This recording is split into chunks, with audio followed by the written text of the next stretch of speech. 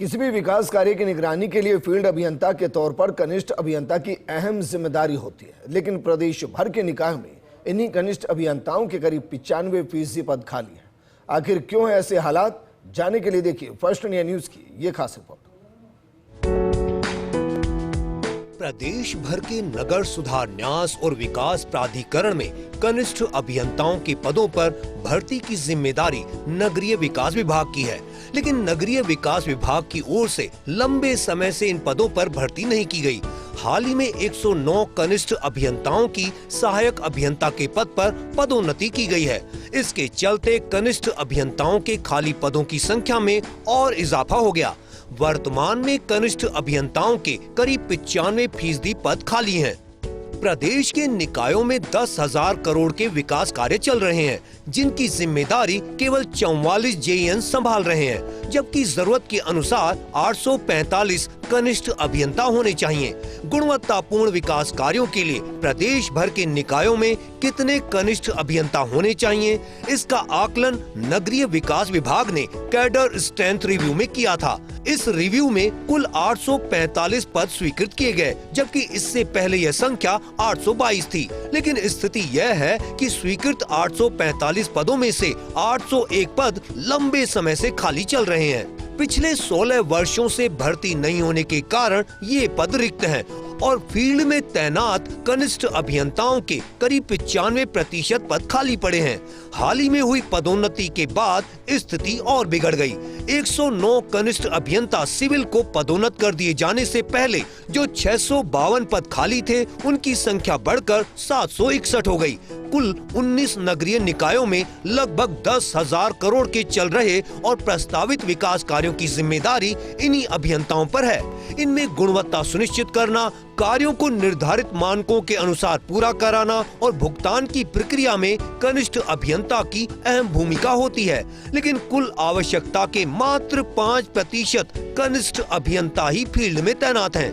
नगरीय विकास विभाग ने वर्ष 2010 के बाद से जेईएन्स की भर्ती नहीं की है। भर्ती के लिए विभाग ने वित्त विभाग को प्रस्ताव भेजा था, लेकिन वित्त विभाग ने पहले कैडर स्ट्रेंथ रिव्यू की आवश्यकता जताई थी। इसके बाद विभाग ने कैडर स्ट्रेंथ रिव्यू पूरा किया, जो पिछले वर्ष सितंबर में हुआ था, लेकिन 9 महीने बीत जाने के बावजूद भर्ती प्रक्रिया शुरू नहीं हो पाई है।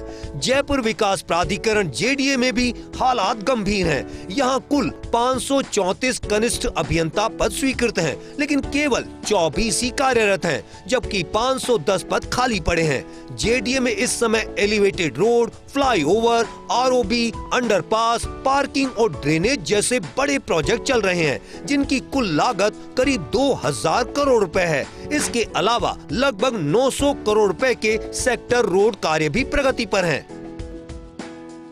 कनिष्ठ अभियंताओं की भर्ती नहीं होने से जहां एक तरफ निकायों की ओर से कराए जा रहे विकास कार्यों की पर्याप्त मॉनिटरिंग नहीं हो पा रही है, वहीं बेरोजगार युवाओं की उम्मीदें भी अधूरी रह गईं।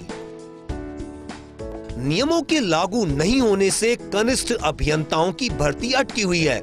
यूडीएच सेवा के कनिष्ठ अभियंताओं की भर्ती प्रक्रिया फिलहाल लंबित है। नगरीय विकास विभाग ने नए भर्ती नियमों का प्रारूप तैयार कर लिया है, जिसे वित्त विभाग पहले ही हरी झंडी दे चुका है, लेकिन यह प्रस्ताव अभी भी कार्मिक विभाग में लंबित है।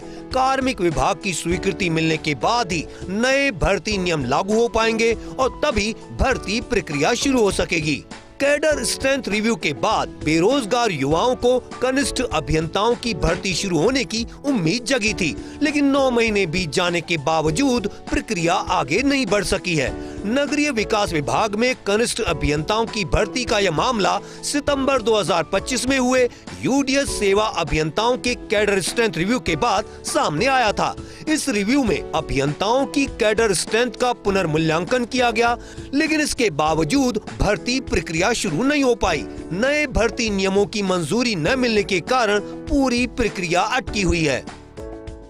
मौके पर कराया जा रहा विकास कार्य स्वीकृत मापदंडों के अनुरूप हो रहा है या नहीं, इस पर नजर रखने की अहम जिम्मेदारी कनिष्ठ अभियंता की है।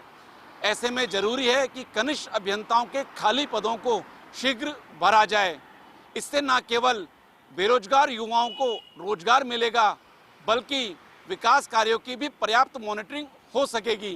कैमरा पर्सन इकबाल के साथ Abhishek Srivastava, First India News, Jaipur.